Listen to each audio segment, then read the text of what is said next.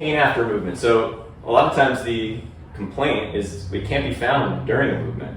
And this can be quite frustrating because, especially as a physical therapist, it's like, all right, you're good. You know what I mean? Like, you're moving well. Like, what's the problem? It becomes afterwards, it's really bad. And, you know, I think a lot of times education is really needed here to understand and you actually think about this type of pain after movement and combine it with other mentalities or other pain experiences that are less threatening. So for instance, any of us that have exercised, I'm sure have experienced some version of what's called delayed onset muscle soreness after exercise. And you know, the terminology, I think, is what messes with people's heads because it's always delayed onset muscle soreness. But there's no evidence that it's actually coming from the muscles in isolation. And that would be actually strange if you think about how the anatomy of the body works, that it would be coming solely from the muscles of the body. So it's really a systemic response, and it's highly immune system, like it's involved with the immune system quite a bit. So the way I like to think about describing this delayed onset muscle soreness, which is very non-threatening for people, is that's an immune response, sort of like having a movement-induced fever, right? So if we have some type of pathogen in our body and we have a fever from it, it doesn't come on like as soon as the pathogen gets in our body. It usually is a delayed response. We're very familiar with that. Temperature goes up, but also it's muscle aches. It's things that we're very familiar with. We'll take Tylenol for it, brings it down. All right, so that's part of what's happening in delayed onset muscle soreness, but we're expecting it. It's kind of part of the process, so it's non-threatening.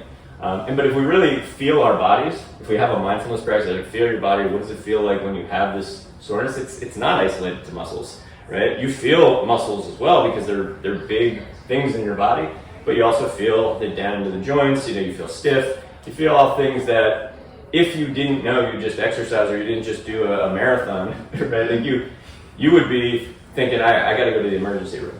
All right, so the difference oftentimes with pain after movement that is you get a similar immune response that you would with delayed onset muscle soreness, but now you're going, these previously experienced areas of pain will commonly resurface. So like you can think of the nervous system as a memory. So if I'm getting treated for my ankle and I do something new, my response to that is going to be certainly involving the ankle along with other things in the body.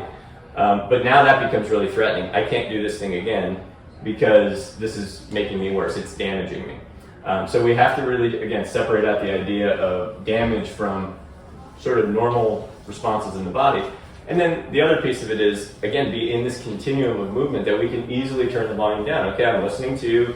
You don't want to experience that. Like that's your experience. I'm not going to tell you it's not a big deal. What I'm going to say is like, I can't give you a movement that is going to guarantee that won't happen, but what I can do is guarantee that we can make it a little easier, but I want you to stay in the game. You can't eliminate every movement because before you know it, you are literally disabled, right? So the definition of disability would be to do less, right? To not be able to function more. And a lot of times the advice becomes, okay, it hurts when I do this, don't do it anymore. Well, now you're disabling yourself. So we have to have some type of process where we're still able to do some version of the thing that you want to get back to doing that is non-threatening, right? So that's always an assessment process, but this pain after movement, the education is just as important as like what's actually done, but keeping yourself in the game with movement is really important, and not viewing some movements as safe and other movements as unsafe, but thinking of it more as like, okay, what version of this am I ready for? That becomes really valuable.